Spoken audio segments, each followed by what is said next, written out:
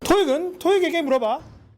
Hello everyone. 대한민국 최고의 실력과 열정으로 여러분을 도와드리는 여러분의 강사 YBM 스피드토익 배동희 강사입니다. 자, 오늘 여러분 시험 잘 보셨나요?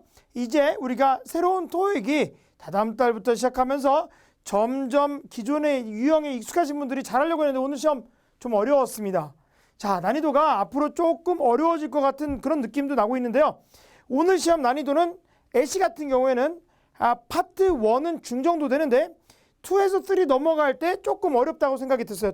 특별히 3에서 그래서 중상 이 정도로 볼 수가 있고, RC 난이도 같은 경우에도 처음에는 간단했는데 중반 120번까지 넘어가다가 어려운 문제들이 좀 있었죠. 그래서 그 문제도 오늘 좀 어떤 유형들이 있었고 어떤 어휘를 알아야 되고 어떻게 접근해야 되는지 제가 지금 가르쳐드리고 다음 시험을 위해서 말씀드릴 테니까 잘 들어주시고요. 역시나 파트 7 같은 경우에도 잘하시는 분은 괜찮게 볼 수 있었지만 동의어 문제나 이런 것들도 조금 난이도가 있는 어휘들이 나왔습니다. 자, 제가 이렇게 지수, 생활지수처럼 이렇게 만들었는데 요즘은 이제 시험이 점점 창의적으로 바뀌기 때문에 창의적 지수라는 명칭으로, 그러니까 좀 생활에서 쓰이는 것들 중에서 우리가 상상력을 필요로 하는 그런 어휘들이 새롭게 나왔을 때, 이번에 veteran 이런 거, 베테랑 알잖아. 근데 그걸 넣는 건 처음 나왔거든요. 그래서 이런 거를 창의성 지수라고 그래요. 요번에 약국에서 처방전을 탈 때 모바일 메시지를 준다거나 아니면 LC할 때 팟캐스트를 나중에 들을 수 있다. 이런 것들이 참 창의적인데, 창의적 지수는 제가 100%에서 한 80점 정도 주고 싶어요. 앞으로는 요 생각을 좀 하면서 창의적으로 공부하실 필요가 있고요. 속도감. 자, 이제 어느 정도 빨리 풀어줘야 되는지 이번엔 약간 빨리 풀어주는 게 좋았고요. 60%.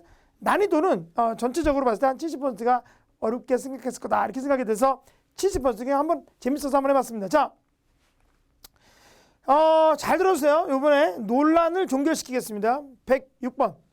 Last quarter, the Nature Center generated a blank of $40,000 in revenue. 자, result가 뭐야? 결과, deal. 자, deal은 명사할 때 거래예요. 거래. 그리고 total. 얘가 이제 형용사로 다 합한 거를 total amount 이렇게 말하죠. 그런데 이 total이 명사가 될 수 있어서 a total of $40,000 하면 총 4만 불 이렇게 돼서 정답이 돼요. 자, 지금 여기 보시면은 total이 우리는 형용사를 알고 있지만 명사도 될 수가 있거든. 나머지는 전부 명사가 될 수가 있는데 total을 만약에 여러분이 명사로 몰랐다면, 원래 토익 시험은 3개는 명사인데 1개만 형용사인 문제는 없어요. 3개는 동사인데 1개만 명사인 문제는 없습니다. 그러므로 여기서 total도 명사가 될 수 있구나 이렇게 생각하고 접근하셔야 돼요. 일단 total은 형용사니까 빼고 이러시면 안 된다는 거죠. 왜? 토익 시험은 다품사 어휘를 너무 좋아합니다. 다품사 어휘란 이 명사도 되고 동사도 되고 이런 것도 굉장히 좋아해요. 그래서 그런 걸 집중적으로 연습하면 적중을 많이 할 수가 있어요. 자, total이 2년 전부터 동사로도 쓰이는데요. 그래서 2년 전부터 동사로 출제가 되는데 이 order, 그 다음에 여기서 whiches가 생략되면서 totaling $150, 150불로 합산되는 너의 주문은 무료 배송의 자격이 된다. 이렇게 나오는 적도 있거든. 그래서 우리가 total 같은 단어들을 잘 알아야 됩니다. 자, the rent in this neighborhood, 이 동네의 임대료, 렌트가 임대료인데 averages가 동사가 돼요. 그래서 1,400 pounds, 1,400 파운드 정도로 평균한다 이렇게 될 수가 있어요. 이런 걸 알아둘 필요가 있죠. 자, 앞으로 계속 그렇습니다. 작년에 2번 나왔던 단어 initiative. incentive는 어떤 일을 유도하기 위해서 주는 추가 혜택이에요. 예를 들어서 여러분이 신문을 구독하면 사은품을 받는다든지 아니면 성과급 같은 거, 이런 걸 incentive라고 해요. initiative는 적극적인 자세나 아니면 자기가 추진하는 사업을 initiative, perspective, 관점. 얘네들은 형용사 같이 생겼죠. 그러나 얘네들은 명사로만 주로 쓰입니다. 자, disposal, proposal 이것도 AL로 끝나면 주로 형용사가 많지만 이렇게 생긴 명사들도 굉장히 많아요. 그래서 이 테스트는 우리가 생각하는 그런 선입견과 역행해서 문제를 내기 때문에 특이한 것도 알아야 됩니다. disposal이 폐기, 쓰레기 폐기로 waste disposal, 제안서 이런 거 다 아시죠? 아주 많이 나오는데 그런 맥락에서 이번에 토탈이 답이다 이렇게 생각을 하실 수가 있어요. 약간 촉이 있어야 돼. 그런 부분은 토익이 이런 걸 굉장히 좋아한단 말이에요. 왜? 다수를 빼돌리려고 하기 때문에. 그러니까 여러분이 따돌림 당하는 다수가 되지 않고 약간 이 촉을 가지고 다품사 어휘를 좋아하시기 바랍니다. 다음 시험에서. Alright. 115번. Most visitors to this region are usually blank of the strict parking regulations. 자, 우리가 우리 YBM E4 여학원에서 제가 가르치는 반에 기초반이 2개 반이 있습니다. 이제 여러분이 많이 공부하시고 있는데 그 교재에서 이미 of를 쓰는 형용사에 대해서 제가 정리를 쫙 한 페이지로 해놨는데 그걸 쭉 보셨어야 돼요. 자, unaware of가 인식하지 못하고 있다. 그러니까 이 지역을 방문한 사람들은 이 동네가 엄격하다는 걸 주차법이 그걸 잘 모르고 있다 해서 unaware를 써야 되는데 자, of를 쓰는 형용사는 주로 인식이나 태도를 나타내요. aware of 인식하다, conscious 의식하다, cognizant가 인식하다, 인지하다 이런 말인데 of를 쓰고요. 자, 그리고 appreciative가 고맙게 여기다, supportive 응원을 아끼지 않는다, critical of 쓰면 어디에 대해서 비판적 이렇게 태도 이런 것들을 주로 of를 씁니다. 그래서 우리가 어휘를 공부할 때는 형용사가 어떤 계통의 형용사고 어떤 배합에서 주로 쓰이는지를 같이 알아야 되는 그런 문제죠. 자, 16번. 16번은 아주 간단하면서 아주 잘 나오는 겁니다. 제가 여러분이 우리 카페나 이런 데서 헷갈렸다고 했던 그런 것들을 다 모았어요. All forms of payment, 모든 형태의 지급들이 받아들여질 수 있다. 그런데 모든 형태의 지급에서 신용카드만 제외하고 이런 말로 accept가 돼. accept는 우리가 포함이 될 수 있는 거에서 뭘 뺄 때 쓰는 거예요. without은 없이. 자, along은 안 돼요 이런 분들이 있는데 along은 따라서거든. 자, 한번 보실까요? 전치사의 의미를 익숙하게 할 필요가 있어요. 이건 계속해서 나오는 겁니다. I like most tropical fruits. 나는 대부분의 열대성 과일들을 좋아한다. except. 자, 열대성 과일에는 뭐가 있을까요? bananas, mangoes, and papaya 이런 게 있겠죠. 제가 아이가 넷이는데 우리 둘째 딸이 아기 때 이러더라고요. 아빠, 바나나가 영어로 뭐야? 이러는 거 유치원에 처음 들어가서 바나나 이렇게 말했어요. 그랬더니 오렌지는 뭐냐? 그래서 orange 이렇게 말했대. 그랬더니 그 다음날 얘가 와서 아빠 나 다람쥐가 뭔지 안다? 이러는 거야. 그래서 다람쥐 진짜 어렵거든. squirrel. 그래서 야 너네 유치원에서 정말 어려운 단어 배우는구나. 그래서 뭔데? 그랬더니 다람쥐 이러는 거예요. sorry. 저 웃기려고 한번 해봤어요. 자, 근데 열대성 과일에는 bananas, mangoes, or papaya 이런 게 있단 말이에요. 이게 여기 포함되니까 뺄 수가 있죠. except는 그래서 앞에서 A가 있으면 요 A에 포함되는 A 다시 이런 것들을 뺄 수 있을 때만 써야 돼요. 자, 그러니까 방금 본 문제에서도 뺄 수가 있어. 모든 지불 형태에서 신용카드. 원래는 시험에서 개인 수표가 나왔지만 문제를 제가 다 바꿨어요. 오케이? 자, along은 언제 쓰냐? 긴 거랑만 쓸 수가 있어요. The couple is strolling. 자, 어떤 두 사람이 같이 거닐고 있다. Along the road, 길을 따라. Along the river, 강을 따라. 이럴 때만 쓸 수가 있어요. 전치사할 때. Along with하고 헷갈리실 수가 있죠. Along with는 함께란 말이야. 그러나 along은 따라서기 때문에 오답이고.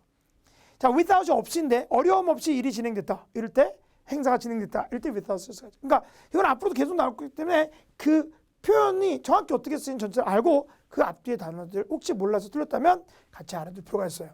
자, 다음 문제. 오케이. 자, 다음 문제에서 이제 이게 논란이 될 수도 있는 그런 상황인데 여러분이 지금 저도 이제 시험 볼 때 이렇게 쫙쫙 풀어가다가 여기서 살짝 긴장을 했었습니다. 자, 사이트는 언급하다라고 우리가 한국말로 알고 있잖아요. 근데 사이트는 대조로 쓰지 않아요. 오케이? 그래서 제품이 그녀가 주문했던 게 아니었다고 언급했다. 우리나라 말로 바꾸면 될 것 같죠. 이제 사이트는 사실 언급했다를 우리말하고 똑같지가 않습니다. 근데 주장할 수는 있으니까 C를 정답으로 쓸 수가 있어요. 여러분 공부 학원 다니면서 열심히 하시는 분들은 우리말 말고 다른 학원에서 열심히 하시는 분들은 선생님 그거 좀 이상한 것 같아요. 나 argu는 당위성 동사라서 대절에서 원형을 쓰기 때문에 이런 공식도 아는 분들이 있는데 그게 틀린 공식이에요. 자, 설명드릴게요. 일단 어휘 문제는 A를 조심해요. 이번 시험에서도 보면 A가 함정이 굉장히 많았고요. 아니면 비슷한 두 개의 조건 속에서 앞에 거보다 뒤에 거 답일 때가 좀 많았어요. 어려울 때. Cite A as B가 A를 비로소 언급하다. 그냥 언급하다가 아니라 A를 비로소 언급하다. 그래서 예를 들면 He cited lack of funds. 자금의 부족함을 일이 지연되는 원인으로서 언급하다. 이럴 때 쓰는 거야. 이게 as와 같이 이런 언급하다요. 자, mention하고도 유사하지만 mention 같은 경우에는 얘도 언급하다거든. 얘가 진짜 원래 우리나라 언급하고 제일 똑같은데 여기서 예를 들면 lack of funds가 자금의 부족함이 프로젝트를 지연시켰다고 언급했다. 이건 됩니다. 그러니까 여러분이 mention이었으면 되는데 사이트였으면 안 됐거든. 근데 둘 다 그냥 언급하다 이렇게 알고 있기 때문에 그것이 어느 경우에 쓰는지 잘 모르는 상황에서는 말이 되는 거죠. 그러니까 헷갈리는 거예요. 선생님 이 문제에서 argue는 당위성 동사의 힘으로 오답이 되지 않습니까? 이런 분들인데 여기서는 argue가 당위성 동사가 아니에요. 근데 선생님 당위성이 뭐예요? 이렇게 물어보시면 자, 당위성 동사란 이제 원래 그 요청하다, 소원하다, 바라다 이렇게 자기의 바람을 나타낼 때 쓰는 건데 그녀는 요청했다 이렇게 말을 해버리면 여기 대절에서 뒤에다가 무조건 원형을 써야 되는 그런 동사를 당위성 동사라고 해요. 그래서 요청했다 그가 올 것을 냈을 때 여기서 be를 써줘야 되는데 arrive를 자 지금 10분이란 말이 나오고 여기서 meeting tomorrow 이랬는데 내일 있을 회의니까 아직 안 왔잖아. 내일 있을 거니까 이거 쓰는 거 아닌가? 이런 사람들이 생기겠죠. 미래 시제니까. 아니면 he가 3인칭 단수니까 s가 있어야 되지 않을까? 이런 생각하는 사람들도 있겠고. 자 그런데 여기서는 원형으로 그냥 수일자하고 상관없이 무조건 써야 돼요. 그게 왜 그럴까요? 오케이? 자 영어에는 서양 언어에는 제가 대학교 때 그리스어, 라틴어, 문법 이런 걸 전공했고 대학원 때는 해석학을 했기 때문에 그리고 불어, 독일어 이런 것들을 다 했어요. 고대 이디오피아 캅틱도 하고 그래서 시리아 제국어라는 것도 있어. 그럼 뭐 지금 시리아 말고 옛날에 알렉산더 대왕 이런 걸 했었어야 돼요. 왜냐면 제가 성서 해석학을 전공해서. 그런데 서양 언어들은 고대어부터 동사를 세 가지로 나눠요. mood라는 게 있어요. mood 그리고 tense 그리고 voice. tense는 시제란 뜻이고 voice는 태란 뜻. 수동태, 능동태 이런 거 알잖아. 태. 그런데 mood라는 게 우리나라 말로 번역이 안 돼 있어요. 이게 언어에서 되게 중요한 건데 indicative mood라는 게 있어요. 우리나라 말로 하면 평서문 같은 건데 뭐뭐 합니다. 이렇게 군대에서 쓴 말. 이런 걸 다 이런 거를 일반적인 문장의 형태. 근데 동사에는 옛날에는 그런 indicative에 쓰는 mood가 있어요. 평서문에 쓰는 형태가. interrogative mood가 의문문에서 쓰는 형태야. 영어에서 근데 뭐뭐 합니까? 이렇게 물어볼 때. 근데 영어에서는 얘가 도치해서 그냥 쓰여요. 도치하면 질문이 돼. 그 형태가 없어지고. imperative mood는 명령을 할 때 쓰는 mood예요. 자, 그때는 그냥 동사 원형으로 가버립니다. shut up 이런 거 명령문. 자, 그런데 subjunctive mood라는 게 있어요. subjunctive mood. sorry, 이거 스펠링이 틀렸는데 subjunctive mood. subjunctive. 자, 이거 사전에 찾아보니까 뭐 가정법 이렇게 돼 있는데 사실은 가정법에 소원을 나타내는 경우가 있기 때문에 헷갈려서 그런 것 같은데 이거는 소원을 나타내는 그런 무드라는 거야. 그래서 계속 동사 원형을 써요. 그러니까 여러분이 영어에서 명령문 말할 때 원형 쓰는 이유는 원래 영어에서는 그것이 명령문 형태예요. 오케이? 그러면 우리가 ask하고 request하고 recommend하고 이게 요청하다 또는 부탁하다, 요청하다, 추천하다, 명령하다, 요구하다 또는 demand가 요구하다 그리고 urge가 촉구하다 이런 것들은 뒤에다가 반드시 했으면 좋겠다고 바라는 거니까 무조건 뒤에다가 대절해서 원형을 써야 돼. 우리가 보통 should 플러스 원형에서 should이 생겼다고 생각하는데 사실은 그것은 should 플러스 원형도 비슷한 뜻일 수 있기 때문에 그런 거지 거꾸로 된 거예요. 원래 원형을 쓴 거예요. 영어에서 서양에서. 그런데 옛날에 시험에서 insist 다음에 대절해서 원형이 좀 많이 나왔어요. 15년 전에 시험에. 그래서 argue, insist 이런 것들이 옛날부터 교재에 당위성이라고 나와 있어. 근데 제가 항상 수업할 때마다 말씀드리지만 얘네들은 주장하다 이런 뜻이죠. argue 주장하다. suggest는 암시하다도 내포하다 이런 말도 돼요. 제안하다 말고 prefer 선호하다 이건 바람을 나타낼 수 있지만 얘네들은 문맥상 당위성이 아닐 수도 있다는 말씀을 굉장히 강조를 했습니다. 이번 달에도. 오케이?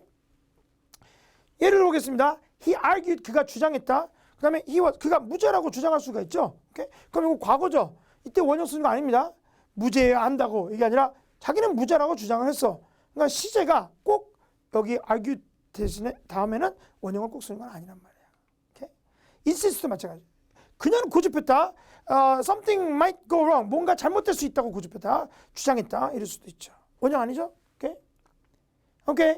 그 다음에 여러분이 H 할 때 또는 7 할 때 많이 나오는 거 7 할 때 주로 what does the letter suggest about the man? 남자에 대해서 무엇을 암시하냐? 이럴 때는 당위성이 아니죠. 그래서 당위성 동사가 아닐 수도 있다는 것까지 알아야 되니까 이번 좀 어려웠던 거예요. 이렇게 기본으로 그냥 여러분이 과거에 알고 있는 공식대로 되는 게 아니었습니다. 자, 22번. 자, 이 문제도 와우 상당한데 자, 여기서 지금 빈칸 있어. 이거 명사야. 근데 복수죠. 그러면 reasonable 되지 않을까? 이랬을 거야. 눈이 딱 먼저 가. 손이 가요. 손이가 아니라 눈이 가요. 눈이 가죠. 오케이? 그런데 여기 뒤에를 잘 보면 이 동사가 있어요. 그래서 휘발유 가격이 지난주에 아주 빨리 떨어졌다. 이게 동사가 돼버리니까 자 그러면 여기서 만약에 형용사로 얘를 꾸며주면은 그때는 여기서 지금 앞에 있는 문장과 뒤에 문장이 연결이 안 돼. 뭔가 이상해요. 해석이 잘 안 된단 말이야. 이때는 reason이 다음인데 reason을 여기다 넣어서 여기 대세 생략한 거죠. 그래서 휘발유 가격이 아주 빨리 너무나도 빨리 급락했다는 급락한 이유를 분석가들은 업계 애널리스트들은 알아내려고 한다. 이렇게 말을 해야 되는 그런 상황이 맞아요. 왜? 여기 동사 있고 여기도 동사 있으니까. 대시 생략된 거야. 명사절 접수사 대. 이게 생략된 명사절 접수사. 자, 그래서 문장 전체의 구조 파악은 이제는 필수가 됐어요. 안 그러면 딱 어떤 특정 비율을 틀릴 수가 있죠. 그래서 오케이 명사야 앞에서 꾸며서 합리적 가격 이거 봤어 어디서 봤어 그래서 너 그리고 문장 시간 없으니까 빨리 지나가자 이러면 빨리 풀 수는 있지만 점수가 더 떨어지겠죠.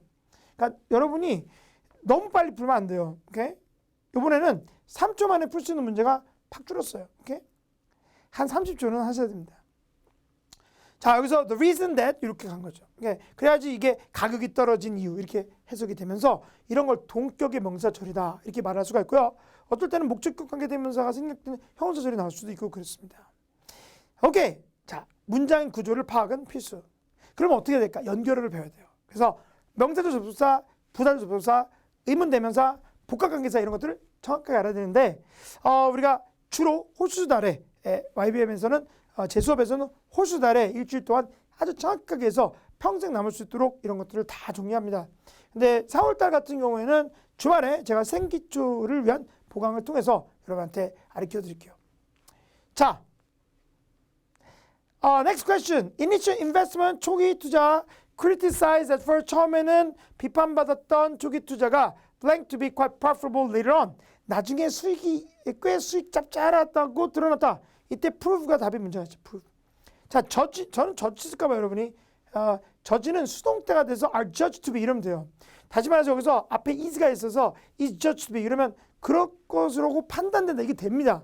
근데 여기서는 지금 저지 다음에 뒤에 목적어로 써야 되는 상황인데 여러분 저지가 이렇게 능동으로 들어갈 때는 주어가 사람이 돼야 돼요. 그렇죠? 사람이 심사하잖아. 판단하지. 그러니까 이건 안 되는 거죠. 제가 깜짝 놀란 게 여러분 인터넷 사이버 스페이스에서 convince는 안 되냐 이런 분들이 있는데 안 돼요. prove가 답이에요. 왜? 자, 첫째 포인트. 동사 어휘는 주어가 무엇인지 봐야 돼요. 아까 저지가 앞에 사람이 없었기 때문에 쓸 수가 없다 그랬죠? 근데 동사 패턴은 미리 공부해둬야 돼요. 이게 제일 중요합니다. 동사 패턴이.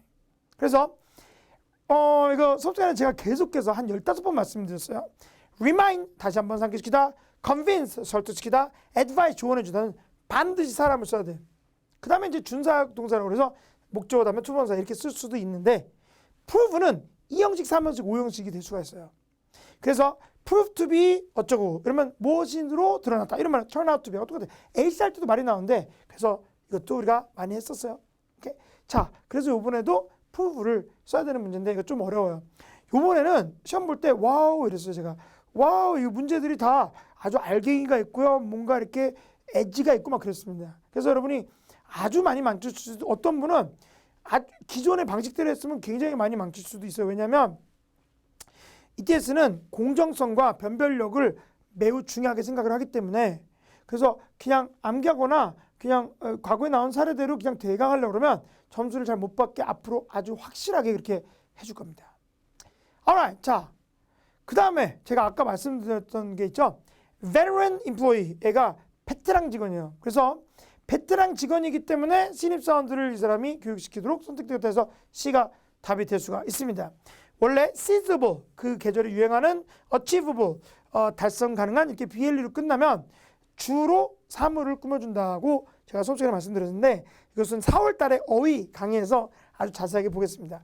이번에 어휘 때문에 망했다면 4월 강의는 기대를 많이 하셔도 좋아요. 자, 이 문제의 출제 포인트는 새로운 표현도 서슴없이 출제되는 추세다. 그래서 이걸 이제 예의주시하셔야 돼요. 아까 제가 말씀드렸지만 이 veteran이라는 단어, 그렇죠? 많이 쓰이지만 시험에 나온 적은 이번에 처음이거든. 원래 시험에 많이 나오는 것도 알려드릴게요. 이것도 나오기 때문에 skilled employee가 숙련된 직원, experience 아주 많이 나옵니다. 분사형 형용사라고 그래요. 둘 다. 경험이 많은 직원, okay? accomplished, 업적이 많은 직원 이렇게 돼요. 자, 그리고 reliable, reliable은 사무라고 쓸 수가 있어요. reliable car 하면 고장이 잘 안 나는 자동차예요. 그런데 reliable employee 하면 성실하고 믿을 만한 직원. resourceful, 지략 있는. 자, versatile이 여러 업무를 할 수 있는 거예요. 예를 들어 사무직도 지고 고객도 응대하고 관리도 하고 이런 것들을 versatile하다 이렇게 말할 수 있는데 사람하고도 쓸 수가 있어요. 원래 versatile은 물건하고 줄였습니다. versatile tool 이러면 다목적 도구, versatile vehicle 하면 여러 용도로 쓸 수 있는 차량 이렇게 쓸 수가 있죠. 왜? 여러분 스위스 아미 나이프라고 있잖아요. 여러 가지 뭐 스크루드라이버도 같이 있고 칼인데 우리나라에서 그 맥가이버 칼이라고 그러잖아. 근데 맥가이 영어는 아니에요. 그거는 미국 가서 맥가이버 나이프 이러면 안 됩니다. 이거는 versatile한 multi-purpose knife, 스위스 아미 나이프 이렇게 말을 하는 건데 이럴 때 versatile 쓸 수가 있어요. 자, 이렇게 과거에 실제로 나왔던 것 중에서도 충분히 낼 수가 있는데도 불구하고 이때 쓰는 변별력을 위해서 아주 특이하게도 veteran 이걸 내버립니다. 그래서 우리는 앞으로 이 새로운 것들을 내는 것을 항상 그럴 수 있다는 걸 생각하고 다음 시간 봐야 되겠죠. 오케이? alright. 자, 이 문제는요. 여러분이 고민하신 분들이 있을 거예요. otherwise가 정답이 되는데 otherwise, medicine flowers are guaranteed to change. 여기서 메디슨의 플라워들은 are guaranteed 보장해준다, 바꿔줘요. 뭐를? 평범한 결혼식장을 아주 로맨틱한 장소로. 위치가 생략되면서 절대 잊을 수 없는 이렇게 이럴 때 우리가 여기서 otherwise를 쓰는데 otherwise가 없다면 이 꽃이 없다면 이란 말이에요. 너무 어려운 단어죠. otherwise. 자, 이 otherwise에 대해서 좀 설명을 드릴게요. 이 otherwise는 우리나라 말로 없어요. 그래서 어려울 수 있는데 원래 wise가 방향이야. 그래서 clockwise 시계 방향, counterclockwise가 반시계 방향인데 likewise란 말 있죠. 이것도 이제 나와야 되는데 아직도 안 나오고 있는데요. 마찬가지로 이런 말이 돼요. likewise. 근데 otherwise는 기본 뜻은 안 그러면이란 말로 앞에 있는 게 아니면 이런 말이에요. 예를 들어서 arrive on time, 제 시간에 도착해라. otherwise you may miss the bus. 안 그러면, 즉 제 시간에 도착하지 않으면 버스를 놓칠 수 있다. 이런 말이죠. 자, 두 번째. unless가 있을 때 otherwise가 치맥이라고 제가 수업 시간에 계속 말씀드렸어요. 여러분 중에서 저랑 같이 공부를 몇 달 동안 하고 있는 분들은 이걸 굉장히 익숙하게 알 수가 있어요. 너의 회원권이 자동으로 매년 갱신이 되는데 안 그렇게 해달라고, 즉 자동 갱신하지 말아달라고 요청이 되는 게 아니라면 이런 말이에요. 이거 어려워요. unless가 나왔을 때 otherwise는 치맥 같은 거야. 치킨하고 맥주 같이 붙였을 때 틀리지 힘들어요. 오케이? 자, 그런데 otherwise는 단독으로 쓸 때가 제일 어려운데요. 벌써 그렇게도 한 3번 나왔습니다. 이 문제도 그런 내용인데 조금 더 어려웠어요. She had a few noticeable pimples. 그녀는 몇 개의 눈에 띄는 여드름을 가지게 되었다. on her, 그녀의 아름다운 얼굴인데, 자, otherwise가 뭐냐면 여기서 이 여드름만 없다면이란 말이에요. 여드름만 없다면 아름다운 얼굴에 여드름이 있어서 그녀는 여드름만 없다면 아름다운 얼굴에 여드름이 있어서 그녀는 여드름이 없다면 아름다운 얼굴에 여드름이 있어서 여드름이 없다면 아름다운 얼굴에 여드름이 있다. 무한궤도를 그리죠. 이 우리나라 말에서는 가능하지 않은 형태죠. 이 otherwise에서 그 문장이 앞에 있는 게 아니라면 그랬었던, 그 다음에 다시 앞으로 가서 그랬다 이렇게 돼요. 아직도 이해 안 되지. 그러니까 왜 우리나라 말은 없어. 그러니까 진짜 어려운 문제. 이번 시험은 좀 어려웠어요. 자, 한 번 더. 빈센타워라는 어떤 건물이 있어요. 근데 어떤 마을에 아주 높은 고층 건물인데 나머지는 다 옛날 집들이야. 옛날 집들이 이렇게 있어. 그러면 빈센타워는 매우 현대식 건물인데 어떤 마을에서 otherwise는 이 현대식 건물 빈센타워만 없다면 아주 오래 고풍스러운 그런 말에 현대식 건물이다. 이 현대식만 없으면 고풍스러운 건물인데 현대식 건물이다. otherwise. 자, 한 번 더 해볼까? 자, 이거 이렇게 2번 나왔어요. 원래 흑백 사진전으로 나왔었는데 독립영화 있죠? 독립영화 원앙소리 같은 거, 뭐 이런 거 원앙소리 여러분 봤죠? 근데 원래 독립영화 안 보지. 근데 사람들 많이 본다고 뉴스에서 봤고 나도 봤어요. 오케이? 그런데 이 독립영화는 많은 사람들을 오게 만들었어요. 오케이? 근데 어떤 사람이냐면 otherwise 많은 사람이 오지 않았더라면, 그러면 전혀 독립영화 보지 않을 만한 사람들도, 관심 없는 사람들도 많은 사람들이 오지 않았더라면 전혀 관심이 없을 사람들도 와서 보는 바람에 많은 사람들이 왔는데 많은 사람들이 안 왔으면 관심 없는 사람들도 그만할게. 이게 어드바이스가 그렇게 어려워요. 그래서 요번 문제에서도 이 꽃만 없다면 평범한 결혼식장을 너무 로맨틱하게 만들 수 있는 꽃이다. 이런 말이에요. 와우. 너무 어려운 그런 부분이었죠. 그렇지만 여러분이 나머지 보기가 너무 아니었어요. 엘스는 뒤에서 꾸며주는 다른이란 말이고 이더는 형용사고 그러니까 사실은 이거는 아슬아슬하게 맞췄어야 됩니다. 어드바이스. 자, 제가 이게 논란이 될지 몰랐어요. 여러분이 논란이다 이렇게 말씀하시는 분들이 있는데 자, 토익 바로 알고 캠페인 1탄, 2탄, 3탄, 4탄까지 이제 나오는데 4탄 꼭 보세요. 여러분이 최상급이 덜 쓴다라고 하는 잘못된 개념 때문에 이 문제를 자꾸만 틀리시는데 여러분 최상급만 더 쓰는 거 아니에요. 다른 것도 다 더 쓸 수가 있어요. 그러니까 더가 있다고 최상급을 쓰시면 안 됩니다. 이건 뭐냐면 하늘이 파랗다가 맞다고 그래서 파라면 하늘이 되는 건 아니에요. 오케이? 그러니까 더 있네? 최상급. 이건 우리 이제 그렇게 살면 안 돼요. 그게 토익이 잘 안 돼 그러면. 여기서 지금 보면 It is easier to commute to the city of Portland. 폴란드로 commute, 출퇴근하는 게 더 쉽다. 어디로 가는 것보다 폴란드보다 더 덴스하게 비교급 더 밀도 있게 인구가 있는 인구가 더 많은 시애틀로 출퇴근하는 것보다 포틀랜드 가는 게 더 쉽대요. 오케이? 이때 비교급을 써야 돼. 왜? 시애틀과 포틀랜드를 비교하기 때문에 그렇습니다. 자, 토익은 요즘 시험은 아까도 말했지만 새로운 어휘 내는 걸 좋아한다 그랬어요. 그 다음에 새로운 문맥을 내요. 같은 단어를 내도. 그런데 기존의 수험생이 잘못된 상식을 가지고 있을 때 그걸 역이용을 굉장히 많이 합니다. 작년부터. 2015년부터.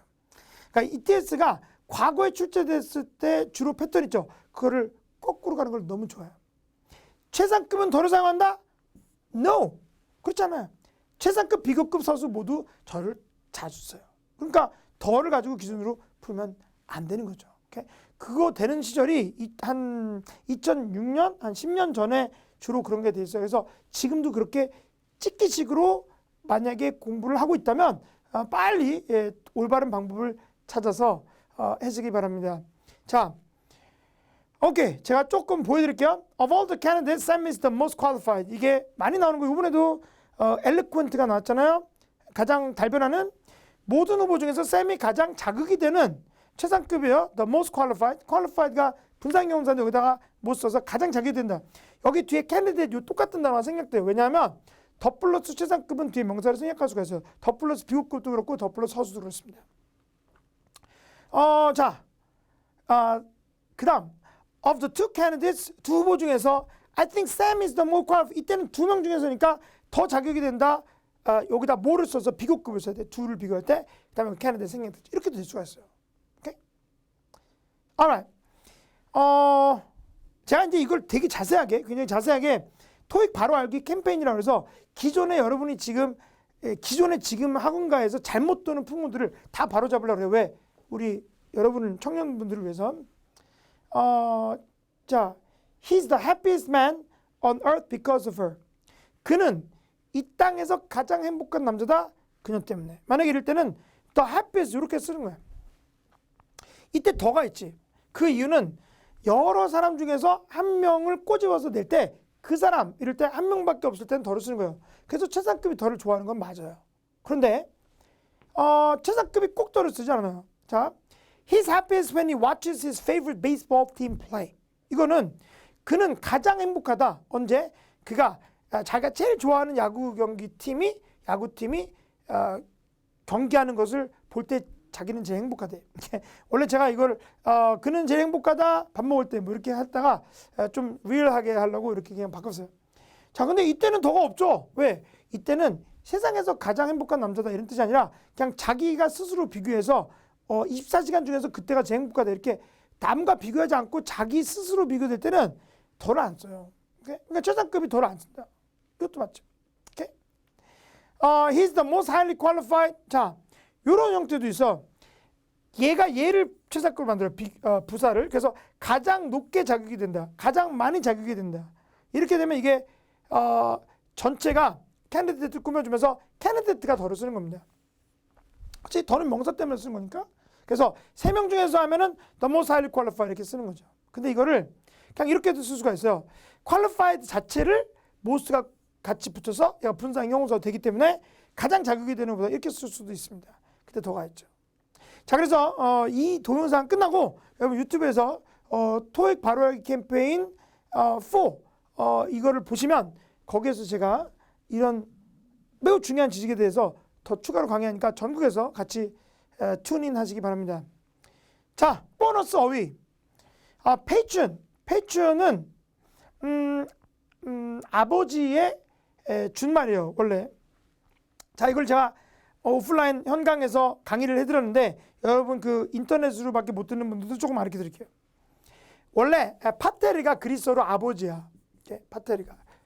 우리 말은 이거 되게 많이 맞췄어요. 파테르가 그리스어로 아버지고 이걸 라틴어로는 파테르라고 써요. 엄마는 마테르고. 그렇죠? 근데 옛날에는 경제제도가 중세 이전에 그리스 로마 시대 때는 전공이란 말이에요. 여기 상인들이 있고 농부, 어부 이런 사람들이 쭉 있어서 이 자기 그 지방의 지주에게 물건을 상납했어. 그럼 이 분들은 오케이? 그 상납된 물건으로 경제를 돌렸어. 재분배하고 그리고 로마에 세금을 내고 이런 식으로 해서 그걸 베네팩션 시스템이라고 하는 건 몰라도 돼요. 그런데 중세 이후에 이제 군주가 되다가 중세 이후에 이 사람들은 지방에 남아 자기 지주니까 그리고 여기서 이 사람들이 중산층이 돼서 파리나 런던으로 다 가버립니다. 그러면 그래도 그 거래처는 계속 유지가 돼요.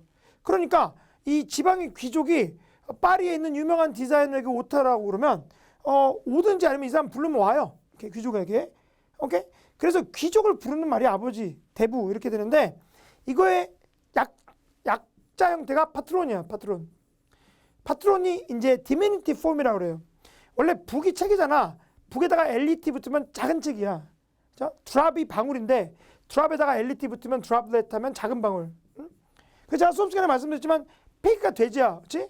나 아니야 돼지. 자, 피글렛 이렇게 되면 이거는 푸친구죠. 작은 돼지도 돼요. 근데 오케이? 그런데 파트론 이러면 작은 아버지 같은 건데 이게 뭐냐면 자기와 거래를 해주는 고객을 존칭으로 부르는 말입니다. 그래서 페이춘은 우리가 단골 손님이다 이렇게 말할 수가 있지만 사실은 도서관, 시립도서관 갈 때 돈 안 내죠? 그런데 거기 사용하면 그 페이춘이라고 해요. 애용하는 사람. 그래서 우리가 사전에 이게 애용하다 이렇게 돼서 막 이거 애용 이렇게 하면 이렇게 잘못 알고 있는데 페이춘은 단골 이용객이나 이런 사람들을 말하고요. 고객이나 그리고 이거를 페이춘을 로열 커스터머 또는 레귤러 커스터머 규칙적으로 오는 사람 또는 방문하는 사람 박물관이나 이런데 아니면 자주 사용하는 사람 이런 사람들을 우리가 페이춘이라고 존댓말로 쓰는 겁니다. 자, 그래서 단골로 어디를 자기가 자주 가면 페이추나이즈 한다고 그래요.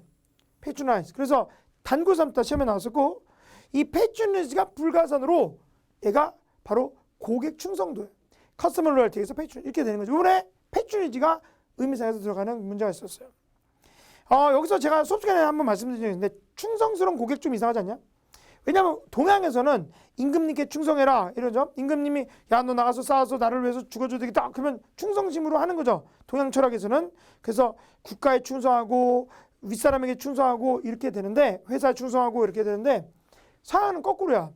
자, 평화시에 이 상인하고 어부들이 다 물건을 상납했는데 저쪽에서 어떤 오랑캐가 쳐들어온다고 해서 이 귀족들이 물건만 가지고 전쟁 때 다 가지고 도망가면 이 약속 어긴 거죠. 의리를 안 지킨 거예요. 의리를. 그래서 그런 사람을 로열하지 않는다고 그래요. 그래서 서양에서는 귀족이 상민들에게 충성을 다해야 되는 거예요. 왜? 그만큼 받은 게 있으니까. 그럴 때 쓰는 거라서 로열이라는 말이 우리나라 말로 충성하고 좀 같지만 반대 개념으로 귀족들에게 쓰는 말이에요. 저 사람이 참 의리 있다 이렇게. 그래서 우리가 노블레스 오블레제 이런 거 있잖아요. 그게 의리가 있는 거예요. 오케이? 자, 이럴 때 쓰는 게 페이트로니지. 커스터머 로열티 불가산 명사 이것도 중요하다고 그랬는데 자, 선생님 근데 지금 후기 특강하는데 뭐 이렇게 어원까지 지나가면서 문화적인 얘기 해야 되니까 제가 이런 얘기를 했기 때문에 여러분이 되게 많이 맞췄어요. 우리 반. 네, 이번에 한 500명 이상이 맞췄을 거라고 봐요. 오케이, 그 정도는. 자, 그 다음에 이번에 어휘가 reflect가 반사도 돼요. 반사시키다. 그러나 그렇게 잘 안 쓴단 말이에요. 반영하다라는 말이 있는데 보여준다, 반영하니까 그게 쇼로 대신할 수가 있어요. 오케이. 이건 과거에도 출제된 적이 있어요. aim은 원래 관역이나 목표죠. 근데 aim이 의도하고도 똑같을 수가 있죠. 왜냐하면 목표가 의도니까. 그래서 이렇게 간 적이 있죠. 근데 이 문제들을 둘 다 보면은 조금 삐딱해요. 왜냐하면 aim 같은 경우에는 똑같은 말이 goal이에요. 목표. 아니면 objective, 목표. 잘 써지네 이거. 자, objective, 목표. 그 다음에 purpose까지도 갈 수가 있어. 근데 purpose는 목적이고 삶의 목적 좀 넓은 거고 조금씩 다른데, 그런데 이런 걸로 가야 되는데 약간 생각해보면 삶의 목적이 의도도 되잖아, 그렇지? 그래서 intention 이렇게 돼. 근데 intention으로 가버리면 intention, 의도, 그러면 여기 reason까지 간다. 이유? 야, 너 왜 사냐? 그럼 이유. 그러면 이제 목적하고 이유하고 똑같이 겹치는 부분이 생겨. 명사특강도 지금 하지만. 그러니까 여기서 그냥 목표 이렇게 갔으면 되게 쉬운 문제인데 intention으로 가니까 조금 먼 데까지 갔다는 거죠, 문맥상. 그러니까 완전히 똑같은 말은 아닌데 조금 다른데 목표와 의도, 근데 이렇게 썼어요. 오케이? 그래서 이번 시험은 좀 어렵다는 게 간단하게 딱딱 떨어지지 않고 조금 더 여러분의 근육을 더 쓰게 만드는 그런 시험이었다, 이렇게 볼 수가 있습니다. 자, 선생님 그러면요 제가 잘 볼 줄 알았는데 이번 시험 망쳤습니다.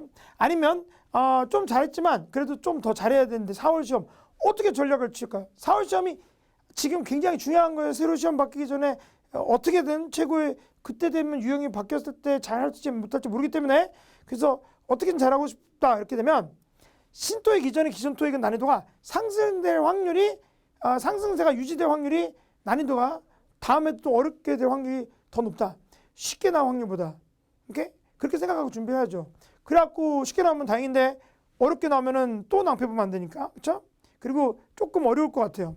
두 번째, 3초 만에 풀 수 있는 문제가 10개 미만으로 감소. 원래 저번 시험 봤을 때 내가 세봤는데 11개였거든? 근데 10개 미만으로 감소했어요. 그래서 의미를 알고 해석을 확인하면서 그렇게 하는 게 필요하기 때문에 문맥과 어휘 중심으로 학습할 것을 권장하는 겁니다. 문맥과 어휘 중심으로. 간혹 가다가 해석하지 말라, 뭐 해석은 중요하지 않다 이렇게 하신 분이 있는데 그거 여러분 안 믿기잖아요. 그렇죠? 말도 안 되는 거예요. 자, 3번. 과거 출제된 어휘들 외에는 자주 쓰일 수 있는 실용 어휘들을 정리하자. 왜? 과거에 출제된 것만 알고 있으면 베를린 이런 거 다 틀려버리니까. 이번에 좀 많았어요, 그런 게. 그렇죠? 자, 그럼 4번째. H하고 파트 7 접할 때 속도감을 향상시키는 것도 집중하자. 자, 우리 학원에서는 제가 오후에 매일 특강을 해서 같이 막 읽어요. 7도. 그래서 속도감을 향상시키려고. 그래서 요번에 잘하는 분들 많다고 글 써주셔서 너무 행복했습니다. 오늘 참 저는 행복합니다. 여러분 잘하신 분들도 있고 그래서, 아니면 희망을 확인했죠. 자, 원래 다 그런 말 해요. 새로운 토익이 나오면 이 속도감과 창의성이 더 상승할 거기 때문에, 확실하기 때문에 어차피 이렇게 공부하는 게 좋겠다, 이렇게 생각을 할 수가 있습니다. alright. 자, 승부수를 던져라. 제가 이제 생각해낸 건데, 토익 바보를 영어 천재로 바꾸기 위해서 4월 달에 마지막 승부수를 최대한 던지는 그런 분들이 있다는 걸 알기 때문에 제가 원래 굉장히 바쁜데도 4월 달에 풀로 강의를 하게 되었으니까 if you want to come, you're welcome to come. Anybody is welcome. 자, 이번 4월 달에는 제가 수업을 여러분이 한 타임만 등록을 하면 나머지를 다 들을 수 있게 해드리고요. 특별히 제가 대학로를 전관 제4비로 해서 여러분 공연도 보여주는 혜택을 4, 5월 동시 수강했을 때 같이 드리고요. 응시권 YBN과 제가 반반씩 내면서 여러분한테 후원을 해주시고, 그리고 할인도 된다고 그랬습니다. 그래서 다 합해봤더니 한 190만 원 정도 돼요. 여러분 기획학원 가면 116만 원 내고 하는데 똑같이 우리는 학원에서 저랑 같이 하루 종일 공부하게 됩니다. 스터디도 물론 2시간 동안 같이 하게 돼 있어요. alright. 우리 학원이고요. 제 성적표 그냥 자랑하려고 한번 보여주고 990, 990, 990 이렇게. 자, 그 다음에 우리 학원 수강생 성적표. 작년 수강생들인데요. 990, 990. 그죠? 저도 990. 그래서 우리가 한꺼번에 한 달에 4명이 나온 적이 있어요. 나를 포함해서. alright. 자, 기초와 실전 이거 궁금하신 분들 위해서 말씀드리면, 우리가 기초반, 실전반, 전역반 이렇게 있어요. 근데 기초반은 기본적으로 아주 기본적인 내용들에 대해서 좀 마스터할 필요가 있는 사람. 요번에 시험에서 만약에 of 앞에 aware 이런 거 들었으면 우리 기초반의 형식이나 이런 거 다 같이 가르쳐드리고, 실전반은 그보다는 조금 난이도가 있어요. 그래서 어휘들과 문맥을 보는 것을 훈련한 거야. 전역반은 직장인분들을 위해서 이것들이 같이 반반씩 들어가면서 진행이 되고, 풀타임 주말반과 2주만 듣는 속성반이 있습니다. 왜냐하면 여러분이 4월 10일 시험 때문에 하신 분들이 있으면 2주만 들을 수가 있죠. 그래서 시간대에 우리가 카페에 와서 보시면 알 수가 있고요. 자, 그리고 듣기하고 독해 이거를 위해서 우리가 매일 특강을 하고 있습니다. 따로. 자, 이거는 우리 세멘틱 피어드 우리 교재의 모습이었어요. 되게 유명한 책이죠. 근데 요 다음 달에 새로 나오거든. 그때는 우리 수강생분들한테 전원 무료로 제가 쏠 거니까 여러분이 같이 오시면 참 좋을 때예요. 그때가. 자, 그리고 기초반은 구체적으로 A씨하고 R씨를 둘이 같이 하겠고 실전반도 이제 같이 하는데 교재가 이렇게 생겼어요. 저녁반은 ETS 공식서로 합니다. 그래서 ETS 공식 실전서가 이제 앞으로 또 새 뉴토기에서 나오게 되면 새로운 책들로 우리가 같이 하게 되었고요. 그다음에 주말반은 자체 제작해서 아침 9시부터 오후 5시, 6시까지 저랑 같이 정말 서로 미운정 고운정 들 때까지 같이 공부를 할 수가 있고 그리고 속성반은 2주씩 하는데 2주씩 이 모든 것을 하면서 끝낼 수 있는데 주로 재수강생분들이 조금 아쉬울 때 같이 할 수가 있는 그런 프로그램이고요. 자, 이게 달력이요. 4월 1일 날 개강해서 쭉 해서 이게 색깔인 거 다 10일하고 30일 시험까지 마지막 승부수 이렇게 된다는 것을 가르쳐 드립니다. alright. 자, 이번에 이제 13만 명 돌파하고 2016년 맞았는데요. 요즘 우리 여러분 수강생 여러분이 많이 찾아주셔서 좋은 기회가 되고 있어요. 여러분 혹시나 서울로 못 오시면은 토익 바로 알기 캠페인이란 동영상 있죠. 그 외에 여러 가지 기본 동영상을 같이 참고해서 보시기 바라고요. 오늘 시험 못 봤어도 너무 슬퍼하지 마시고 여러분이 제대로 공부하신다면 꼭 이룰 수가 있고 여러분에게는 선택 여지가 없습니다. 꼭 이뤄야 됩니다. 열심히 해서 파이팅 하시기 바랍니다. 바이!